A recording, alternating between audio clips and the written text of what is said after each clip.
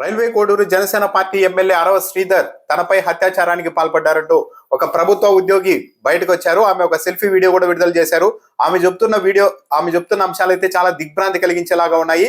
ఆమె చెప్తున్న వివరాల ప్రకారమే చూస్తే సదర్ మహిళ, పేరు చెప్పడం సరికాదు కాబట్టి, సదర్ మహిళ రైల్వే కోడూరు నియోజకవర్గంలోనే ప్రభుత్వ ఉద్యోగిగా పనిచేస్తూ ఉన్నారు.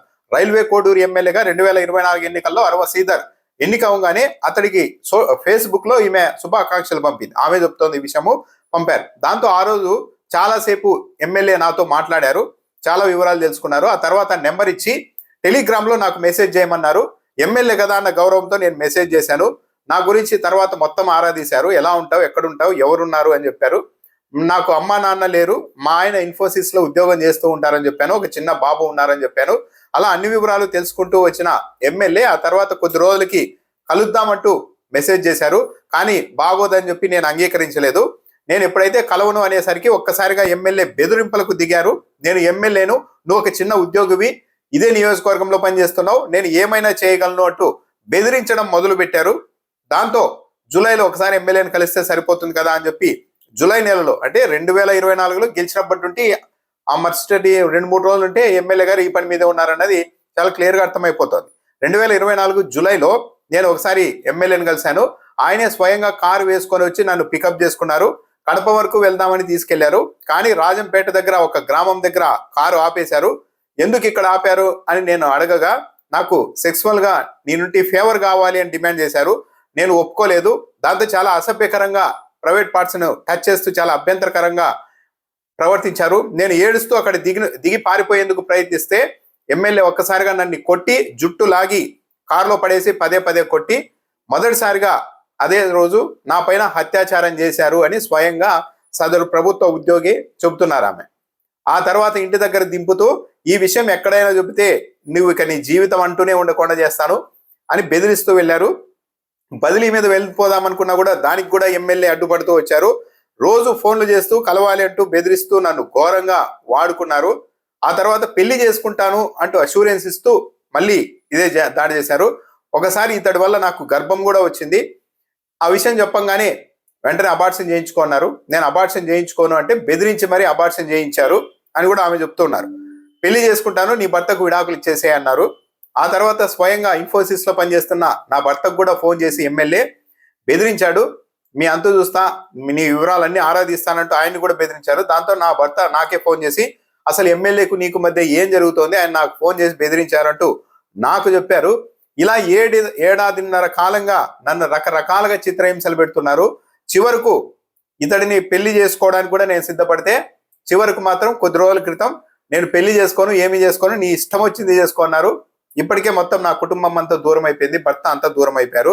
ఇలా ఏడాదిన్నర కాలం పాటు నన్ను రకరకాలుగా చిత్రహింసలు పెడుతూ బెదిరిస్తూ లొంగ తీసుకొని అత్యాచారం చేస్తూ పెళ్లి చేసుకుంటానని చెప్పి చివరకు ఇలా నన్ను దారుణంగా మోసం చేసి జనసేన పార్టీ ఎమ్మెల్యే అరవ శ్రీధర్ వదిలేశారు అని సదరు మహిళ ప్రభుత్వ ఉద్యోగి చెబుతున్నారు. ఇది చాలా దుమారం రేగుతోంది. ఇక్కడ ఇంట్రెస్టింగ్ అంశం ఏంటంటే జనసేన పార్టీకి దీని మీద ముందే సమాచారం ఉందా ఈ ఎపిసోడ్ మీద అన్న అనుమానం కలుగుతోంది. ఎందుకంటే ఈ నెల 22వ తేదీన జనసేన అఫీషియల్ గా తన సోషల్ మీడియా ఖాతాలో ఒక లెటర్ ని పోస్ట్ చేసింది. సర్వదా అప్రమత్తంగా ఉందాం అంటూ జనసేన పార్టీ అధ్యక్షుడు పవన్ కళ్యాణ్ గారే విషయం చెప్పారంటూ ఆ పార్టీ ఒక లెటర్ ను రిలీజ్ చేసింది. అందులో జనసేనపై ఎటువంటి దుష్ట శక్తుల దృష్టి పడకుండా కాపగాస్తున్న జన సైనికులు, వీర మహిళలు, నాయకులు సర్వదా ప్రశంసనీయులు అన్నారు ఉప ముఖ్యమంత్రి వర్యులు జనసేన అధ్యక్షుడు పవన్ కళ్యాణ్ గారు. పార్టీకి చెందిన కొందరు నాయకులతో మాట్లాడుతూ పార్టీ సంస్థాగత విషయాలపై దిశానిర్దేశం చేశారు. ఈ సందర్భంగా పవన్ కళ్యాణ్ గారు మాట్లాడుతూ ఈ మధ్య కాలంలో వ్యక్తుల మధ్య జరుగుతున్న ఘర్షణలు, ఆర్థిక లావాదేవీలు, మానసిక బలహీనతలు, వ్యక్తిగత కుల విభేదాలను జనసేనకు ఆపాదించడానికి కిరాయి వ్యక్తులు, కిరాయి మాధ్యమాలు కలిసి కుయుక్తులు పన్నుతున్నాయి అని పవన్ కళ్యాణ్ అన్నట్టు ఒక లైన్ రాస్తూ, మరి ముఖ్యంగా వివాహేతర సంబంధాల రచ్చలు కూడా పార్టీలపై రుద్దాలని మార్గాలు అన్వేషిస్తున్నాయి.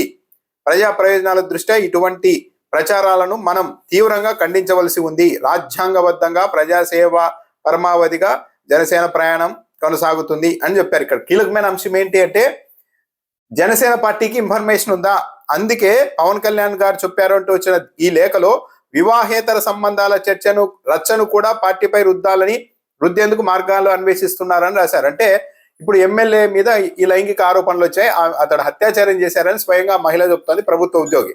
అంటే ఇప్పుడు జనసేన పార్టీ స్టాండ్ అది అతని వ్యక్తిగత అంశం, దాన్ని పార్టీకి రుద్దేందుకు కొందరు వ్యక్తులు ప్రయత్నిస్తున్నారు అన్నట్టుగా ముందే లేఖించారంటే ఈ ఎపిసోడ్ లో ఇదేదో జరగబోతోంది అన్నది జనసేన పార్టీకి సమాచారం ఉందా అన్న చర్చకు తావిస్తోంది. అంటే ఎమ్మెల్యే ఇలా చేశారు, ఇది ఎపిసోడ్ కాబోతోంది కాబట్టి దీని నుంచి తప్పించుకోవడానికి అది ఒక వ్యక్తిగత అంశంగా, అదో కుట్రగా, రుద్దే చర్యగా ఒక ప్రచారం చేయడానికి ముందే సిద్ధమైందా జనసేన పార్టీ అన్న చర్చ నడుస్తుంది. సదరు మహిళ అయితే వీడియోలో స్వయంగా చెప్తున్నారు, బలవంతంగా, సరే మ్యూచువల్ కన్సెంట్ కూడా చాలా బలవంతంగా తీసుకెళ్లి కడప వరకు వెళ్దామని చెప్పి రాజంపేట దగ్గర ఆపి ఒక గ్రామం దగ్గర కారులోనే కొట్టి మరీ జుట్టు లాగి పారిపోయేందుకు ప్రయత్నిస్తున్నా, ఏడుస్తున్నా వదిలిపెట్టకుండా నా మీద అత్యాచారం చేశారు జనసేన పార్టీ ఎమ్మెల్యేని ఆమె స్వయంగా చెప్తోంది.